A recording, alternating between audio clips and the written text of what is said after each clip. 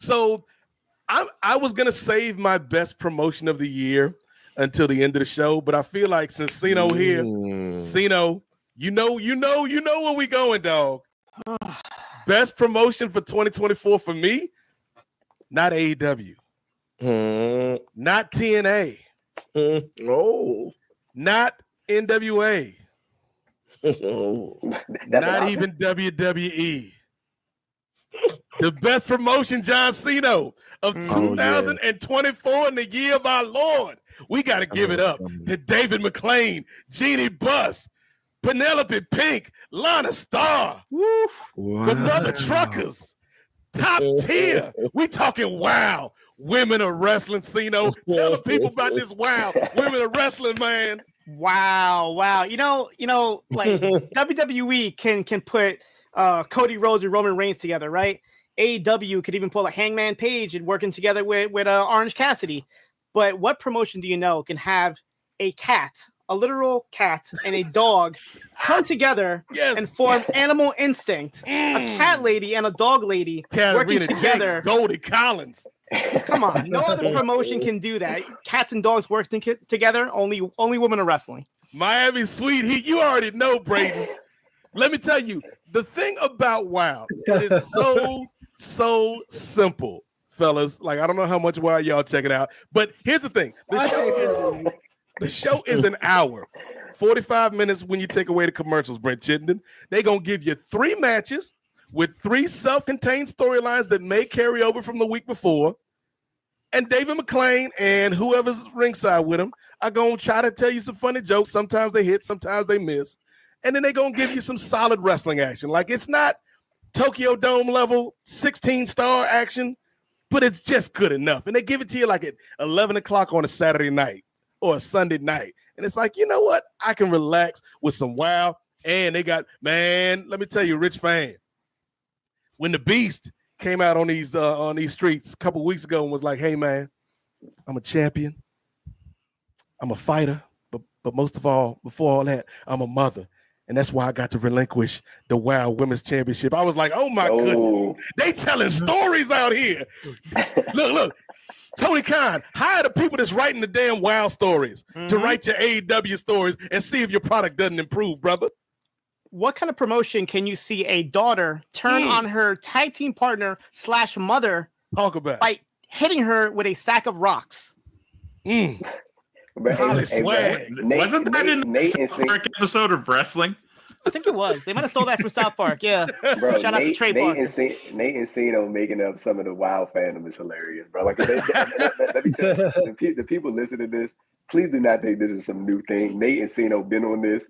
Like, they've been supporting WoW. Man, so they need to supply y'all with some tickets or something, some tapings. Something. We've been on these WoW streets, man. Look, here's the crazy thing, because Andrew, it all comes back to Tessa Blanchard. Because part of the reason we got the damn WoW revival in the first place is because when Tessa Blanchard got unceremoniously, that's how you say it, Rich Fan, booted out of Impact Wrestling, David McLane, like any other thinking person, would be like, yo, she got a lot of talent, man. If she could get her head screwed on straight, we might have some money here. So he basically rebuilt WoW from the ashes. Yes, WoW. Come on now. WoW is for the streets. WoW is for the county jail, ladies and gentlemen.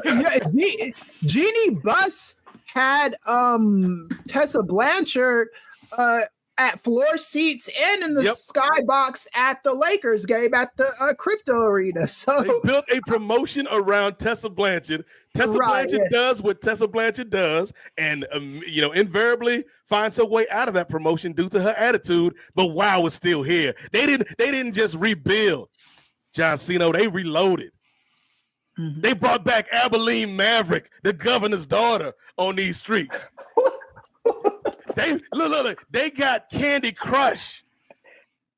They got Coach Campanelli. You don't know nothing about Coach Campanelli, bro, Andrew. I am like flabbergasted at like the knowledge between Cena and Nate about the WoW product, because I have no idea. Reina Del Rey. They got the greatest attorney in the world, Sophia Lopez, on these streets, Everybody's comparing bars of 2024 from Drake and Kendrick Lamar, but people need to analyze. You got to get on rapgenius.com for a one BK Rhythm, because every week she comes out there, she spits some bars, she tries her damn hardest. I think she's top rapper right there. BK Rhythm. You got the Tonga Twins had a really good run there. I'm gonna miss them dearly. I want to see what they do next. They're really talented.